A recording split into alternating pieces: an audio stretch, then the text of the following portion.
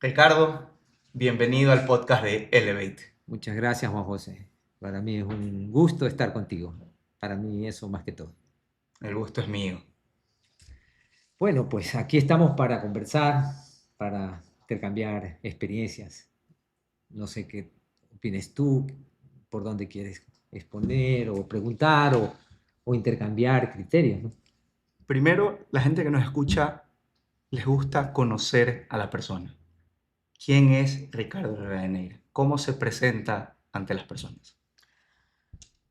Es una pregunta que parece sencilla y es difícil a veces porque siempre nos vemos tentados a decir los logros o las cosas que hemos hecho, pero Ricardo Rivadeneira es una persona con un carácter que quisiera mejorarlo todos los días, esa es la verdad. A veces fuerte, exigente, intentando hacer las cosas bien, correcto, tratando de ser un buen padre, eh, un buen esposo y verdaderamente ya en la labor personal, tratando de mantenerse sano, tratando de gestionar unos objetivos personales y en la parte profesional, teniendo claro que antes de hablar de derechos dentro del trabajo que uno hace, están las obligaciones y los deberes. Y por delante de todo hay que cumplir los, los objetivos profesionales del trabajo y después hablar de cualquier otro tema. Tu infancia, tu niñez. Bueno, yo vengo de una familia de 8 hermanos, imagínate, 8 hermanos de padre y madre, pues indudablemente, y de ahí pues éramos 4 varones y 4 mujeres. Mira esos empates, ¿no? Interesantes. Soy el quinto realmente. En mi niñez fui criado en un hogar donde siempre tuvimos el cuidado y la supervisión de nuestra mamá. Vive todavía, tiene 92 años, va para 93 años, imagínate. Ya algunos hermanos viven fuera del país, otros viven aquí. Eh, y un padre muy trabajador, un hombre de bastante fuerza de voluntad y carácter. Y, y al final, esa niñez con tantos hermanos, pues tienes los mejores recuerdos de tu vida, de alegría, de peleas terribles, eh, de que entre nosotros nos podíamos, por decir así, hasta lastimar, pero no permitíamos que nadie venga de afuera a molestar a cualquiera de nosotros. Y de ahí cada uno fue desarrollándose, ¿no? Y pues te diría de que mis recuerdos de niñez son como nos pasa a la gran mayoría, recuerdos, son nuestros tesoros. Maravilloso. Tu adolescencia. Mi adolescencia fue una adolescencia interesante, una gran parte de mi adolescencia la hice en Quito, mi padre se había trasladado a trabajar en Quito, la familia se trasladó a Quito y pues eran, no quiero decir los años que tengo, pero ya si pongo las décadas, eran las décadas de la música eh, latina también, argentina, era también la música también disco, era la época de los afros, aunque yo estaba todavía un poco pequeño, pero también venía esa época. Era la época de los primeros enamoramientos, era la época en que tenían que poner tus padres mano dura a veces porque tú comenzabas a distraerte más de lo que debías y descuidar tus estudios. Fue una época bastante activa, época también de los paseos, de los amigos, de las primeras experiencias de fiestas. Una linda época, yo diría de que la vivimos muy bien, con hermanos que algunos eran un año menor a mí o 2 años mayor a mí, entonces, o son, entonces le pasamos muy bonito, ¿no? Amigos de todo tipo, amigos de la costa también que estaban en Quito, amigos de Quito, una linda época, verdaderamente, muy acompañada del colegio, esa época es muy bonita. Definitivamente es la que marca, de hecho, muchas historias interesantes, Sí, marca valores también, sobre todo, sí, sobre todo. Entrenamos juntos en la mañana, bien temprano. sí. ¿Desde cuándo vienen De los- esta- estos hábitos? de, no te voy a exagerar, pero yo calculo que deben de ser unos 30, 35 años de salir a hacer ejercicio temprano. Es el único, me convencí. En algunos momentos hacía algo no, hacía ejercicio, pero lo hacía a veces en la noche. Pero el tiempo que realmente uno dispone, que es dueño íntegro de ese tiempo, es el tiempo de la mañanita, es el tiempo muy temprano, el que tú te programas para levantarte temprano y ahí puedes tú darle todo lo que tú tienes como objetivo, como intensidad, hasta para quitar tensiones, problemas, eh, presiones. El ejercicio es fabuloso, ¿no? Y hice de muchas cosas también, no me quedé metido en un solo tipo de ejercicio. Entonces, en este tiempo, en estos 35 años, pensaría que son unos 35, tal vez un poco más, he hecho distintos tipos de disciplinas, nada de competencia ni mucho menos, pero disciplinas conscientes, muy dedicado a ello. Me siento muy grato con el tema. De verdad te felicito. Y es porque es tan, de verdad que es, o sea, es tan raro conocer personas con buenos hábitos. Parecería que muchas personas lo hacen, pero cuando empiezas a analizar tu círculo, te das cuenta de que no. Y ahí es donde siempre busco la analogía de que si sabemos las personas, si el ser humano sabe que tiene que hacer deporte, que tiene que tener una buena alimentación, que tiene que tener un buen descanso, que se traduce a tener buenos hábitos, no los hace. Lo comparo con ya el tema de tu expertise, que nos dicen, tienes que invertir, tienes que ahorrar, pero no lo hacemos. ¿Por qué? Son cuestionamientos muy válidos, muy, muy interesantes y permite opinar ahí. Yo creo que hay un tema genético en las personas, hay una parte, una carga genética que te la trasladan tus padres o tus ancestros en este tema, ¿no? Y hay personas que vienen, o tus padres o tus abuelos, tuvieron una cultura de disciplina en términos generales. Y hay otros que no, pero en los hogares eso tampoco es que ya la suerte está echada, ¿no? El otro elemento que es muy importante es tu ser a lo largo de tu vida, cómo te fuiste desarrollando en este proceso. Entonces, hay una parte genética, es como dice Ortega y Gasset, dice, el hombre es él y sus circunstancias, las circunstancias en las que te fuiste formando. Entonces, pienso yo que si tú desde a tus hijos, desde muy pequeños, los vas involucrando en el deporte, pero el deporte, lo pensamos en el deporte y la parte competitiva, pero no pensamos en la hermosa y extraordinaria cualidad que es la disciplina. Correcto, ¿qué es lo que te lleva al deporte? Es a ser disciplinado. A ser competitivo, extraordinario, pero la disciplina y el acompañamiento de la disciplina tiene que ver con el sacrificio. Correcto. Y ahí es cuando nosotros debemos de reforzar esos esquemas con los chicos y con los niños y con los jóvenes, pero de manera de incentivo, no de una obligación, de prender el gusto al deporte, aquel que uno escoge. Los padres deben darle una capacidad de, primero, visualizar qué tipos de deporte, segundo, acompañarlos, tal vez, tercero, ellos mismos irlos desarrollando, pero siempre apoyando su disciplina. Tampoco que esto se vuelva la razón de ser, porque esto son indudablemente tienen la oportunidad de ser estrellas extraordinarias, pero esto es muy difícil, si me explico, en un mundo deportivo tan competitivo no se trata de que tu hijo se va a volver el mejor en tenis y que va a ser, y enseguida pensamos en la caja registradora. No, no se trata de eso, se trata de que el deporte nos acompañe como forma de vida por la salud, que nos acompañe como forma de vida, por la disciplina, nos acompañe como el sacrificio, ¿de acuerdo? Nos acompaña hasta para poder nosotros salir a veces de problemas o de angustias, nos ayuda a salir a ser una válvula de escape. Entonces, te puedes encontrar con que estos elementos se van perdiendo muchas veces y la cultura voy a ser muy claro, de la buena comida, del buen vino, de los buenos amigos, de las buenas tertulias, de las buenas fiestas y de las buenas farras y de los buenos actos sociales. Si no le ponemos disciplina a ello, terminamos renunciando a lo que es sacrificio y esfuerzo y dedicación. Me explico qué es el ejercicio o el deporte. Entonces ahí es un poco que podamos tomar conciencia que también la vida es de límites. Si tú no puedes tener lo mejor de todo, no puedes ser un hombre que estés extremadamente activo socialmente y lo social te lleva a eventos, a cócteles, a actividades, si me explico, donde comes, tomas, no estoy hablando de emborracharte ni de ser una persona lleno de gula, pero estás en esa actividad, no vas a poder al mismo tiempo llevarte de manera disciplinada, sostenida.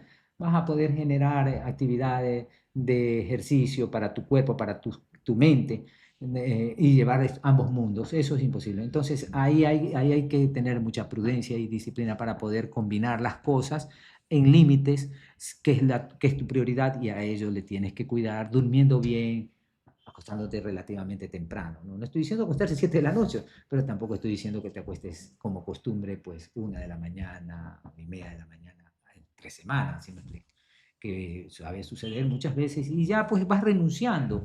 Y el problema de todo esto es como cuando tienes, lo digo y ojalá no ofenda a nadie, cuando tienes un problema de sobrepeso, el problema es cuando tú decides bajar los brazos y no luchar por poner un poco de control a ese peso que nos pasa a nosotros, a todos, si me explico, y no es el peso ni la estética, es el que terminas tú volviéndote esclavo de tus deseos de comer bien y de disfrutar y de no combatirlo con un poco de disciplina, empezando por el ejercicio de la boca y pasando al ejercicio físico. No sé si eso, ¿qué opines tú de lo que pienso, no?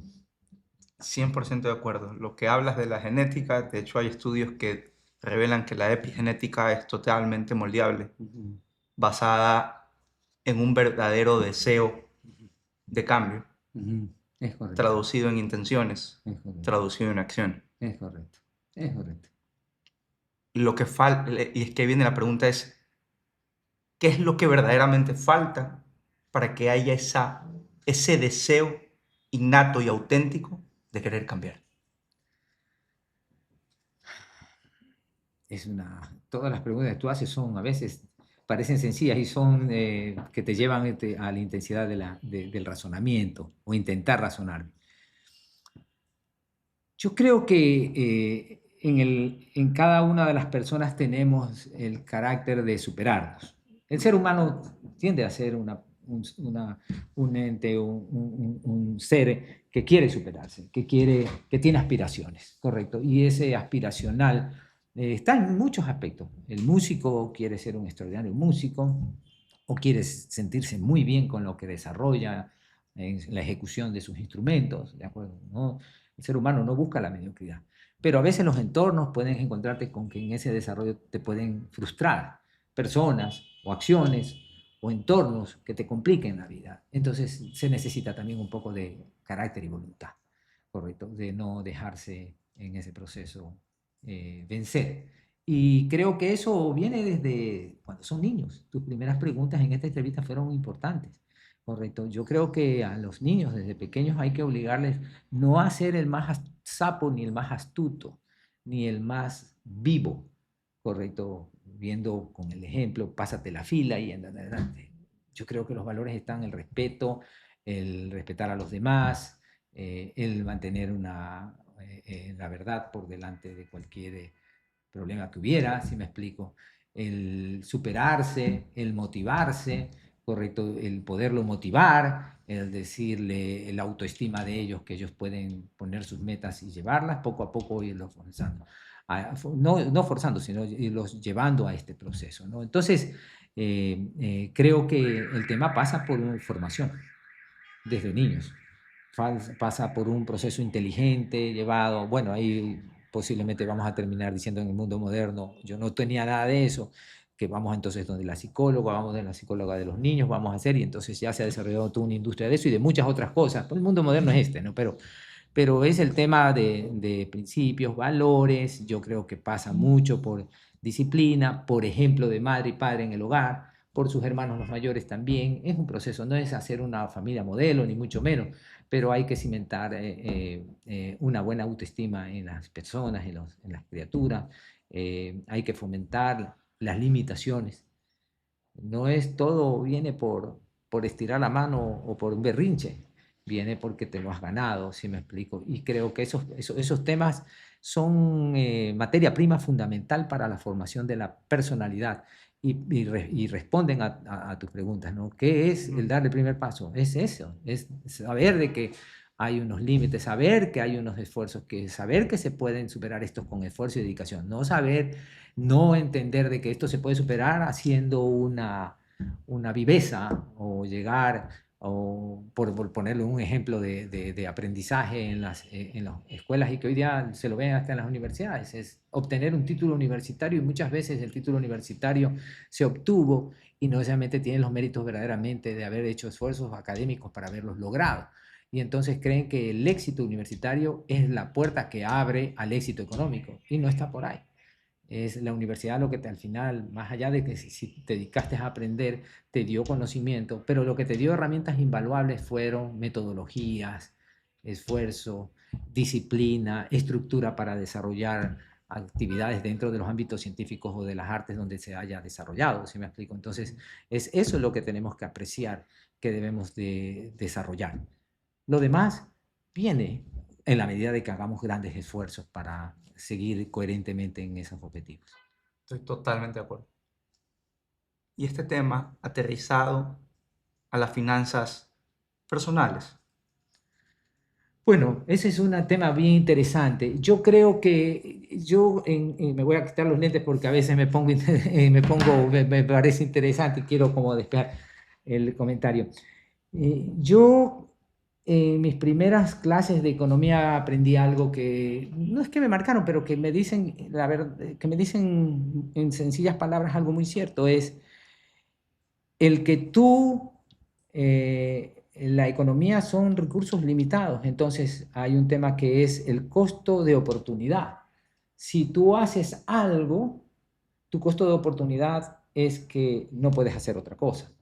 Si tú vas a consumir unos zapatos, el costo de oportunidad en comprarlos, esos recursos se fueron en la compra del zapato y dejas de comprarte la raqueta de tenis, por decirlo de esta forma.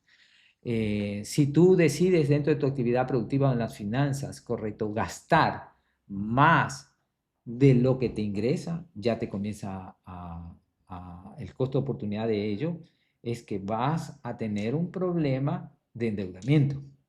Entonces, el tema de las finanzas personales te lleva en la disciplina a que, y lo hemos perdido en general la sociedad, es al ahorro. Y el ahorro, la gente cree que solamente se puede ahorrar a nivel de la gente que tiene un nivel de plata X y solamente si tengo esos niveles, esos miles de dólares de ingresos, o sea, por actividades empresariales, emprendedores o por funcionarios o empleados, yo puedo gastar. Y lo que pasa es que había un autor de un libro, no voy a nombrarlo, que decía la famosa carrera de ratas, que es el del ratón, por decirlo así, que es que ingresa más, gasto más, y viene otro proceso y vengo con otro emprendimiento y sigo, me ingresan más recursos y sigo gastando. Y al final estoy dándole vuelta a la rueda porque estoy viviendo un proceso que tal vez el mundo me lleva o me obliga o me presiona a mantener un estándar de vida.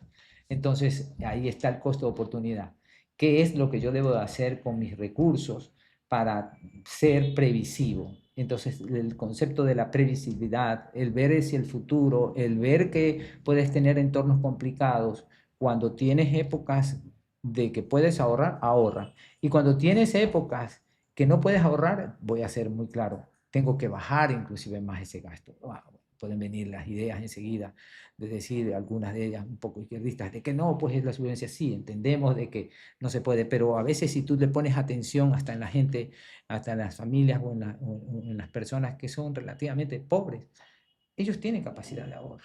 Dentro de ese mundo tienen la capacidad de ahorro. Eso no es que es hablar de ellos de una manera peyorativa, es hablar de reconocer el esfuerzo que hacen esas personas en la capacidad de ahorro. Tienen una pequeña cultura de ahorro, pequeña con respecto a la capacidad comparada con terceros, pero un gran esfuerzo enorme y tal vez mucho más que algunos que tienen muchos recursos y ahorran portafolios o invierten en portafolios enormes de recursos en recursos financieros, en activos financieros.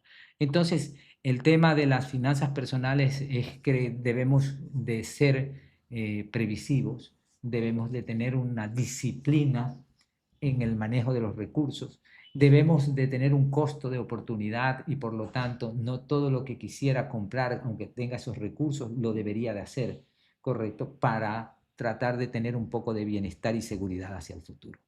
Y en eso hay que trabajar mucho en las familias, en las escuelas y en los colegios. El problema de esto es que las tecnologías hoy día nos han inundado Y eso es correcto, el mundo está cambiando, eso es correcto.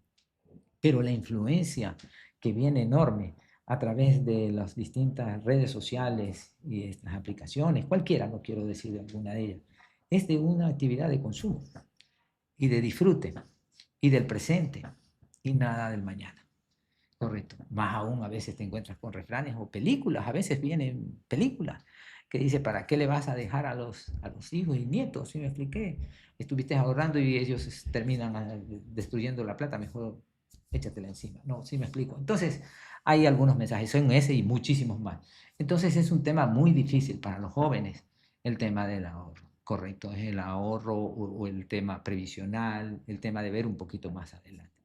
Yo creo que en eso eh, suena duro, tal vez puede ser cuestionado mi comentario, pero tienen que ver en sus propias familias o y a veces hacia otros sectores, ver la vejez. Los jóvenes tienen que ver la vejez, tienen que tener contacto con los mayores, con los viejos viejitos.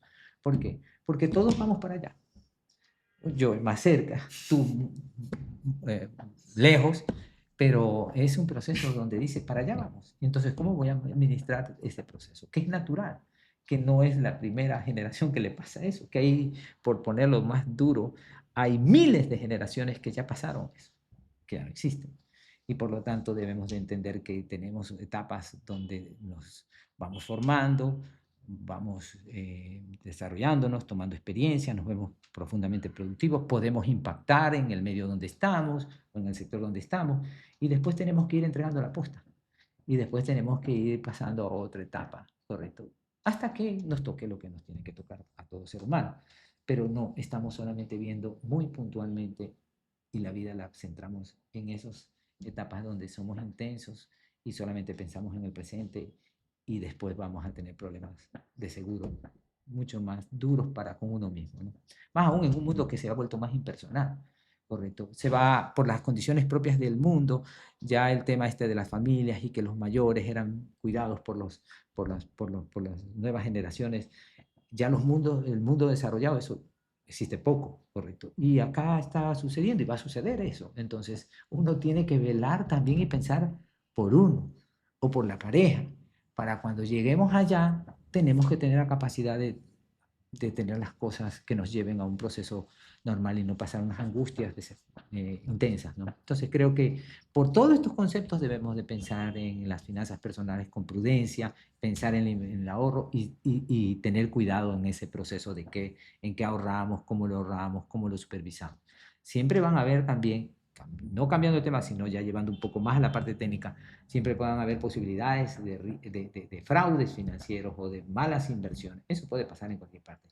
Porque nadie puede garantizar que no vas a tener un riesgo en una inversión que puedas hacer. Así sea en un banco, en un certificado de depósito, así sea en el mercado de valores, correcto, así sea y vayas a invertir en una propiedad, si me explico, en cualquiera de ellos siempre va a haber un riesgo. Y no debemos tan solo de pensar en el momento de hacer inversión, tenemos que evaluar el riesgo, potencialmente un riesgo, cómo podría suceder. Y ahí nos falta mucho de que no hacemos mucha evaluación de eso. Y lo traduzco también a una falta de awareness en el mensaje. Porque hoy en día las formas de comunicar las cosas han cambiado completamente.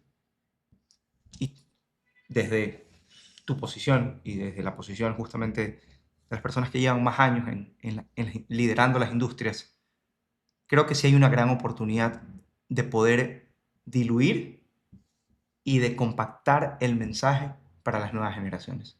Porque ese mensaje que me estás diciendo ahorita, ese es el mensaje que puede llegar a cambiar el futuro de una familia. Sí, por supuesto. Puede incidir en la vejez de una pareja. Sí. Pero como estamos colapsados de información en redes, de chicas bailando, Sí, etcétera, es etcétera, correcto. etcétera, este mensaje no llega cuando debería serlo. Entonces, aprovechando, es también pensar justamente en las empresas que están creciendo, que saben que que, o sea, primero, perderle el miedo a la deuda, porque creo que también hay una fase del empresario en donde dice, chuta, ¿será que endeuda mi empresa o no? Y tienen, por así decirlo, esa limitación y esa barrera, ese miedo. Y segundo, es cómo utilizar, o sea, como que, primero, cómo afrontar ese miedo. Y segundo es, ¿qué hacen? O sea, ¿qué pueden hacer desde la bolsa Correcto. para esa empresa crecer y utilizar estas herramientas, estos instrumentos financieros que lo utilizan todas las empresas que lideran el S&P, que lideran las top 5000 de ranking top 5000 de cualquier país? Y que si los ves, están con un margen de deuda. Pero creo que ese concepto de deuda hay que desmenuzarlo y entenderlo.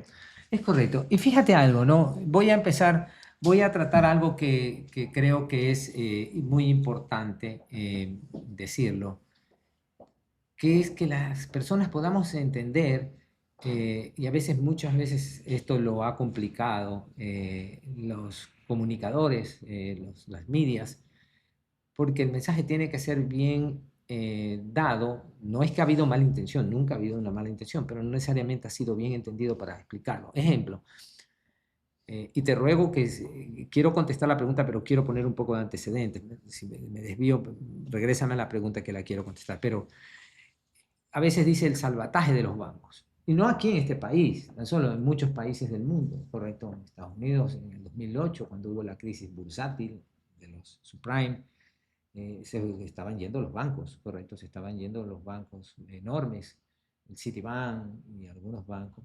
eh, y el problema, a veces los gobiernos tienen que entrar a salvar, no es al banquero, tienen que entrar a salvar a veces al depositante, a los miles de depositantes, correcto, y tiene que entrar en un salvataje de los ahorristas, correcto, no solamente el depositante, el ahorrista, el inversionista, que son ahorros, y muchos de estos son ahorros previsionales. Ese ahorrista que ha estado ahorrando de poquito en poquito durante 40 años de vida laboral, si me explico, que está metido sus fondos. Eso es lo primero. Por lo tanto, se tiene que entender de que riesgos hay en todo lado. Y a veces las empresas emitieron títulos de deuda y les da temor a veces, o tomar deuda, o el empresario le da temor y ser prudente hasta dónde, y es correcto que tenga la prudencia.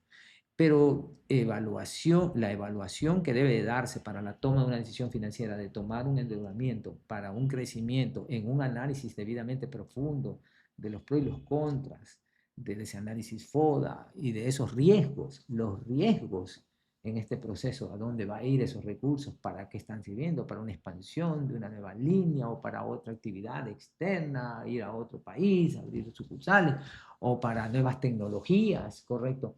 O para reestructurar la empresa, tiene que ser evaluado. No es un tema que debe de ser fácilmente. Y cuando se hacen estas evaluaciones, lo que yo sí he visto muchas veces, de verdad, y he participado muchas veces, es que siempre se habla de la parte positiva. Entonces se habla, vamos a hacer esto, y se abre el mercado, y vamos a crecer en esto, y todos son números bien puestos en un papel, o en una presentación, o en una predicción. Y bien puestos, no estoy diciendo. Y el riesgo, poco se pasa sobre ello. Entonces hay que tener claro el análisis también del riesgo, ¿correcto? En distintos aspectos, porque pueden haber riesgos internos propios de la organización, como riesgos externos.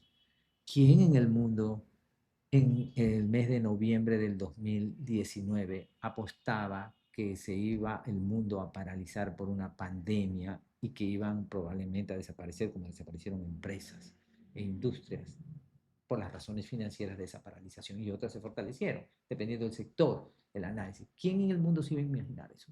Absolutamente.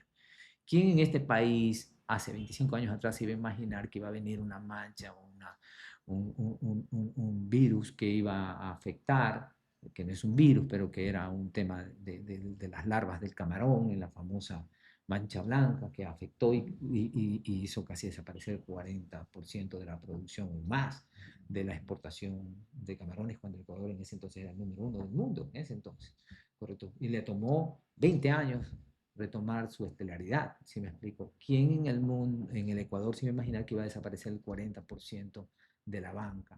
que se venían cocinando crisis. Pero ¿quién analizó estos procesos? Y los políticos analizaron todo este tema con respecto a tomar y tomando medidas en el proceso.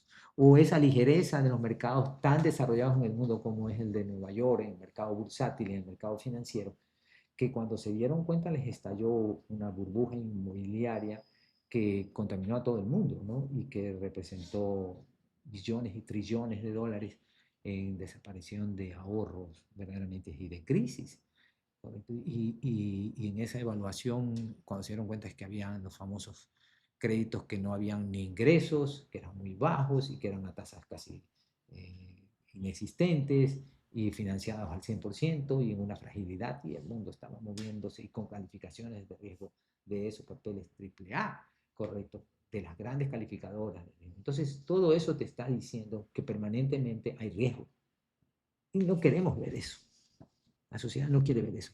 Entonces, solamente lo ve algunos de una manera intuitiva, cuando nos falta ser más profesionales en el análisis. Y los mercados de valores, llegando a tu respuesta, son estructuras, no hay país en el mundo que se haya desarrollado, Estados Unidos, Alemania, Inglaterra, Francia, cualquier país, la misma China, el día de hoy, si no tiene mercados de valores muy grandes, sólidos, fuertes, profundos, que puedan generar la captación de los inversionistas que vengan a ese mercado de valores a comprar títulos.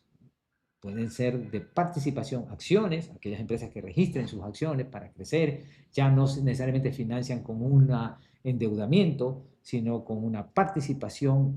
Entonces ese proceso tiene que ser visto como una renta variable, donde la empresa está expuesta a la gestión y esa gestión tiene que ser clara y transparente, como puede ser por un título de deuda, que es un compromiso de pagar al tenedor de ese título en unas condiciones con el que se emitió, y donde todo este proceso le permite al sector productivo crecer con financiamiento a tasas menores a las bancarias y a plazos mayores que la bancaria. ¿Y por qué? Porque el ahorro previsional del mundo se canaliza al mercado de valores, a los mercados de valores, el ahorro de largo plazo. Entonces las empresas pueden estructurar crecimientos de largo plazo porque tienen estructuras de financiamiento. La banca en el mundo es comercial, es una banca de corto plazo que te puede dar financiamiento midiendo ese riesgo respecto al gap de tiempo en el manejo de su liquidez, pero siempre te va a ir ajustando la tasa y eso es natural y correcto. Pero la otra te puede dar esa seguridad o pueden tener también tasas variables. Entonces, los mercados de valores desarrollados que te permiten crecimientos en el sector productivo, en el fondo, ¿qué es lo que logras? No es a las empresas, y es lo que quiero también mandar un mensaje poderoso. Terminan es creando trabajo, ¿correcto? Al final es que es una forma clara de lograr el crecimiento de la economía. Porque has logrado el financiamiento a largo plazo, porque se fueron evaluados correctamente esos proyectos, porque el que compró ese título de valor no es que vino y lo vio porque tenía una marca, porque tiene un prospecto de qué es lo que para qué van a servir esos recursos, y van a ser informados esos inversionistas a través del mercado de valores permanentemente. Así la empresa quiebre, tiene que ser reportado. Así la empresa deje de pagar, tiene que conocerlo todo el mundo. Es transparencia. Correcto. Así haya un cambio de la gerencia, tiene que conocer los inversionistas. Así haya un cambio de la regulación que pueda afectar a esa empresa, tiene que conocerlo los inversionistas. ¿Y cómo lo conocen? A través de las bolsas de valores, porque eso debe de ser conocido, porque la ley lo dice. ¿Y por qué? Porque es la buena fe del inversionista. Tiene que protegerse de eso. Entonces, eso es el concepto de un mercado de valores. Correcto. No solamente aquí en el Ecuador vemos las acciones, porque vemos las películas y vemos el mercado de valores y vemos las acciones. No, no, no. Mucho se mueve en el mercado de valores, muchísimo lo que son títulos de deuda. Entonces, hace respuesta a decir, empresas, y aquí en el país hay empresas que tienen oportunidad de ir al mercado de valores, no solamente las grandes, en este país las grandes están en el mercado de valores, sean como emisores de acciones, hasta las que están aquí, están en la bolsa registradas, la cervecería, la cemento, correcto. Hay empresas grandes en el retail, hay empresas grandes que tienen registradas sus acciones en el mercado, toda la banca, sus acciones están en el mercado de valores en general, una que otra no, uno que otro banco no, pero también hay empresas medianas. Hay empresas que han crecido a través del mercado de valores y de la banca. Indudablemente la banca es mucho más grande en el mercado de valores. pero en este debería desarrollarse mucho más el mercado de valores y poder ser una opción. Pero hay que buscar los recursos de largo plazo y esos son los recursos previsionales, son los fondos previsionales, correcto, los que deben de ir al mercado de valores. No necesariamente tiene que ir al sector público a financiar al gobierno, sino debería ir al sector productivo para generar trabajo, correcto, y empleo y producción y riqueza y crecimiento y estándar de la economía en mejores condiciones, un mejor nivel de vida. Al final, solamente para concluir, la posibilidad de entrar al mercado de valores significa un compromiso del empresario de ser más transparente. No digo que no sea transparente, pero más transparente.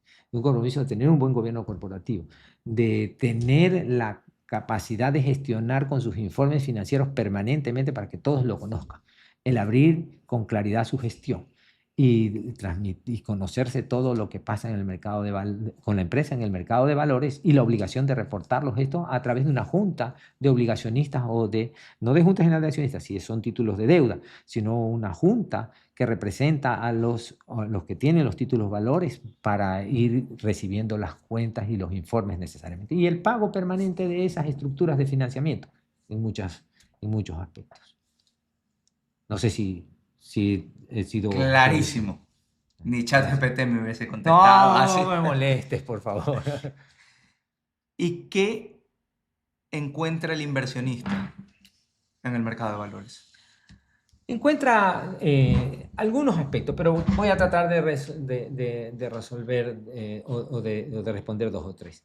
Normalmente hay que entender qué es el mercado de valores o el mercado de capitales, y ahí se habla las bolsas de valores, que no son sitios donde las bolsas prestan plata, no prestan plata, no captan plata, esos son los bancos, ni garantizan dinero. Son los sitios donde se transan, las emisiones de los títulos de deuda o de las acciones debidamente registradas y inscritas en el mercado de valores, debidamente autorizadas por la autoridad que regula esto, correcto, en cualquier país. Antes de ir a un mercado de valores tiene que ser aprobado ese prospecto, sea para emitir acciones en el mercado de valores o sea para emitir deuda, y las bolsas autorizan esto y se pueden transar. Entonces, está el emisor y está el inversionista, representados ambos por casas de valores. Entonces es un mercado de desintermediación, porque va directo a través de un representante, va un inversionista a ver qué alternativas de títulos de acciones o de deuda hay, y va a ir con información que la emite ese emisor, que es esa compañía. A través de la casa de valores puede ver ese prospecto financiero, de gestión, de proyección, ese análisis, esa calificación de riesgo también puede verla, porque tiene que ir con una calificación de riesgo. Y por lo tanto, las propuestas de tasas de interés que va a tener, sean estas fijas o variables.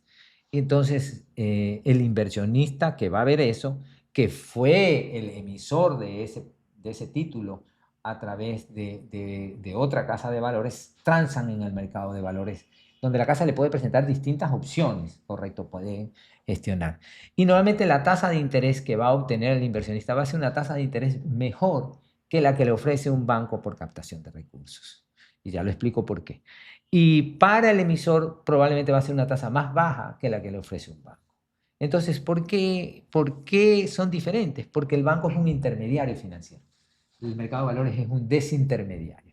Tú tienes en el mercado de valores una desintermediación. Son los actores directos que entran a través de, representados por estas casas de valores, con reglas claras, sus prospectos claros, con autoridades debidamente que han aprobado esas emisiones y que han pasado por las bolsas de valores también para el debido registro y autorización del directorio, pero que han tenido una serie de condiciones legales que deben de cumplir para hacerlo y para gestionarlo mientras ese título de deuda o papel esté o ese título así esté desmaterializado, digitalizado, lo que sea, esté vigente en el mercado. Tiene que cumplir esas reglas, informar, me explico, dar los resultados, hechos relevantes, todo lo que tiene que ver, factores externos, internos, de lo que pueda pasarle a la empresa y al sector, para que el inversionista esté debidamente informado. Y las bolsas están obligadas a que esto se respete y se haga.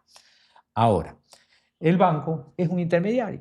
El intermediario es un banquero que pone, por dar el ejemplo, $1, $100, $1000, 100.000, 1.000.000, 10 millones, 100 millones en el capital de un banco y tiene la capacidad de multiplicar para captar recursos en depósitos de cuenta corriente, cuentas de ahorro, hasta 10 veces. O puede ponerlo hasta un poco más de eso, pero no puede prestar más allá, correcto, de un índice, correcto. Entonces, por cada dólar que yo pongo en el banco, que pongo en una institución como accionista de un banco, tiene capacidad de multiplicar por no 10, un poco menos de 10, 9 y pico veces, y eso es lo que puedo prestar. Pero eso que presto, el que arriesga el banquero es $1, y los otros $9 en principio los está arriesgando los depositantes o los inversionistas en el banco.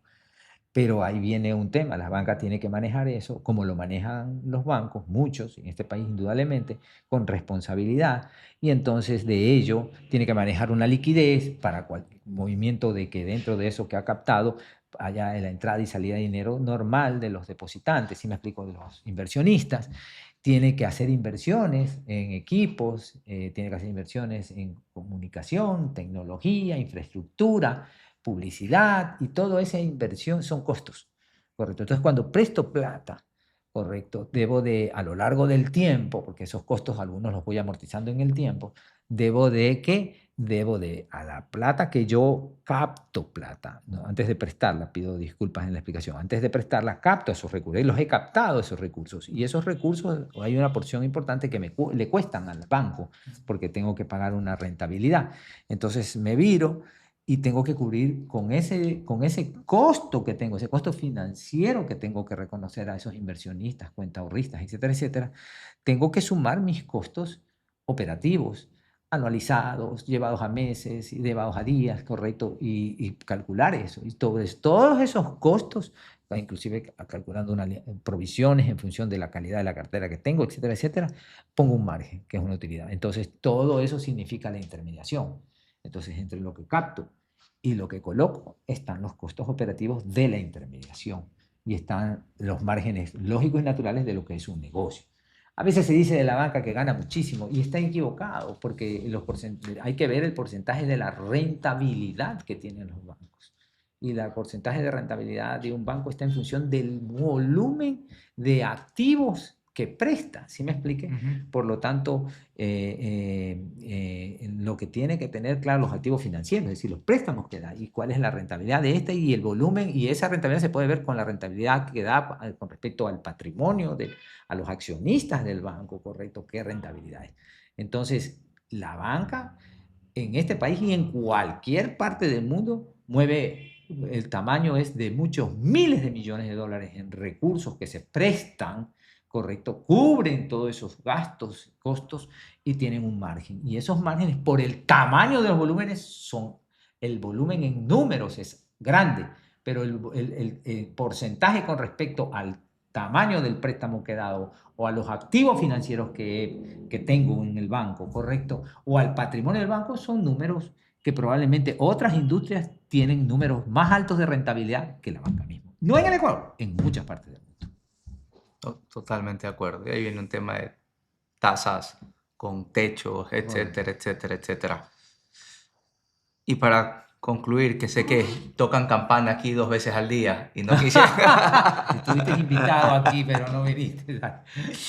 Para tu siguiente toque de campana. Sueño con un Ecuador en donde un emprendimiento o startup tenga un camino claro a poderse hacer público. ¿Qué falta? ¿Qué podemos hacer? A ver, yo creo que el problema a veces del país, en algunos aspectos, mire, yo creo que una sociedad es presa y es presa de su ignorancia. Un país expreso está sometido a la ignorancia. Por lo tanto, no alguna vez, hace poco me preguntaba a alguien, ¿y qué es lo que hay que trabajar en estos temas? Y yo decía en dos cosas fundamentalmente importantes. En valores, en los niños. No estoy hablando de juventud, en los niños primero y después en la juventud y toda la historia. Y en la educación. Entonces, ¿qué es este mensaje de la parte de la educación? Que nos encontramos muchas veces, y en el Ecuador eso pasa no solamente en el mercado de valores, pasa en muchos aspectos, que muchas personas que tienen que tomar decisiones ignoran bien el tema que están tratando.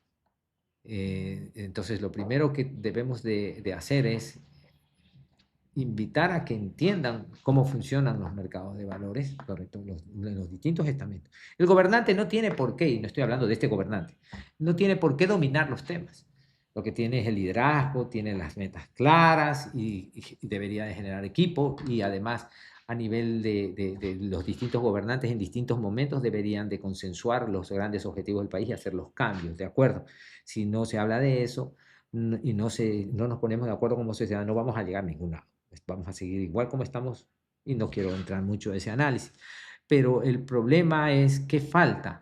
Pues falta realmente unos consensos en qué debemos de hacer, abrir mercados, en el manejo del seguro social, en los fondos previsionales, en la seguridad jurídica en este país, que sea respetada a tabla rasa.